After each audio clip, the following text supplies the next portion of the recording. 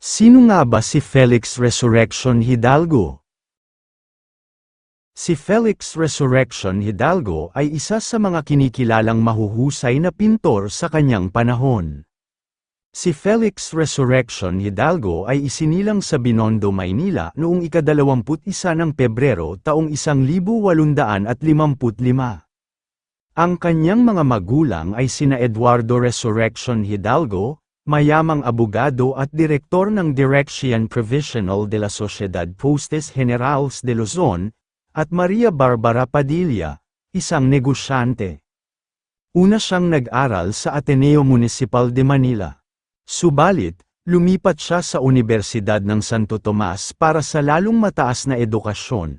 Dito siya natuto ng mga prinsipyo at pamamaraan sa pagguhit sa pagtuturo ni Padre Sabater.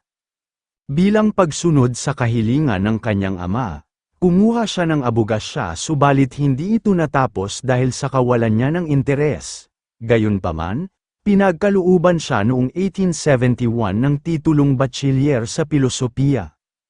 Sapagkat likas na mahilig sa sining, natagpuan niya dito ang kanyang kaligayahan. Nakumbinse niya ang kanyang mga magulang na higit na magiging mahusay sa pagpipinta kaysa sa pag-aabogado.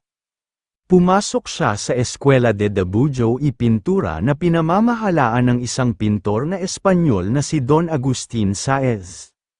Bunga ng kanyang kahusayan, nakapaglunsad siya ng isang pambayang exhibit sa Teatro Arco de Bilibid kung saan ipinakita ang ilan sa kanyang mga guhit tungkol sa kalikasan, mga tanawin, at mga naipintang labangka, noong 1876, o The Bangka, na nagpapakita ng isang babae at bata na nakasakay sa isang sasakyang pandagat na tinatawag na bangka. At Vendedores de Lanzones, noong 1875, o ang mga tindera ng Lanzones, na nagpapakita ng isang Pilipina na nagbebenta ng prutas na tinatawag na Lanzones.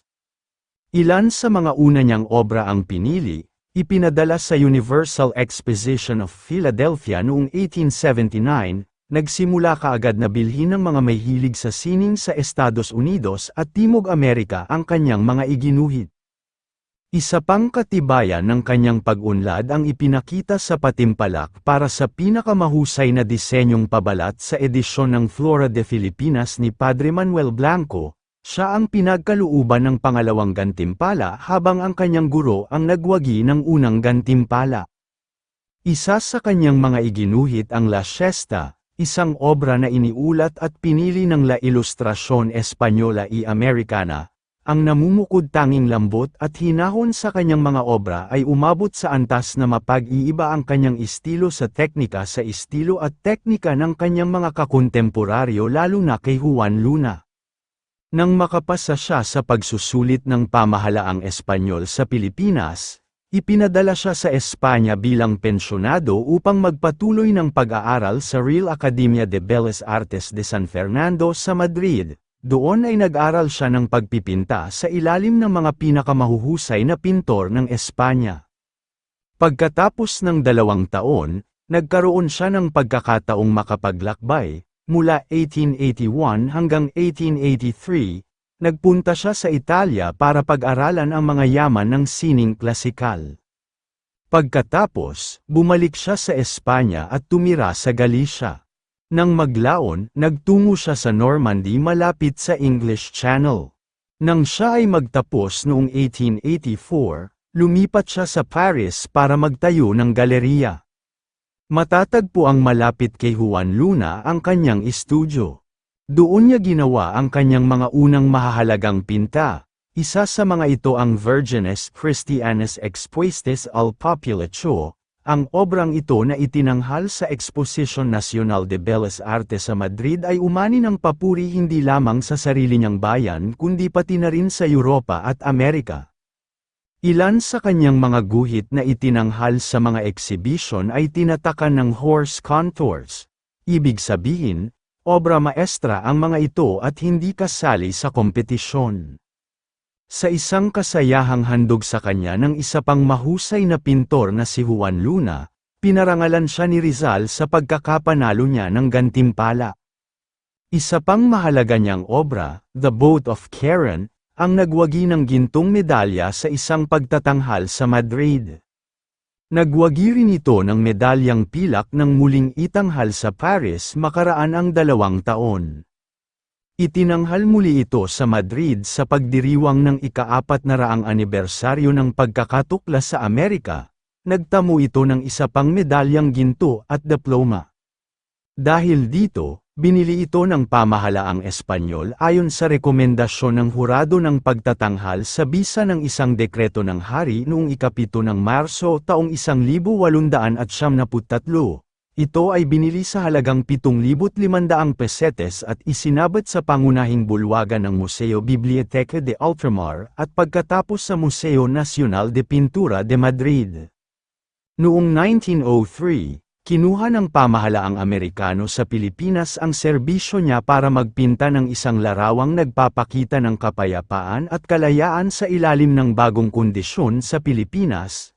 Natapos niya ang obra noong 1904. Binigyan niya ito ng pamagat na "For Pacem et Libertas." Ipinapalagay na malaki ang ibinayad sa kanya ng pamahalaan. Ang kwadro lamang nito ay nagkakahalaga ng $2,000. Noong 1912, binisita niya sa Pilipinas ang may sakit niyang ina. Tinapos din niya ang ilang obra. Nagpinta siya ng mga tanawin gaya ng Sunset in Santa Ana kung saan inilarawan niya ang mga kalabaw sa malamig at mapanglaw na kulay kayumanggi. Pagkatapos ng 6 na buwan, muli siyang umalis. Dumaan muna siya sa Japan at sumakay ng Trans-Siberian Railway patungo sa Europa. Nagkasakit siya sa Russia at dumating ng may sakit sa Paris. Tumuloy siya sa Barcelona sa Espanya at namatay dito noong ika-13 ng Marso taong 1913. Dinala sa Pilipinas ang kanyang mga labi ni Doña Maria Iritia, kaibigan at modelo niya ng halos 40 taon.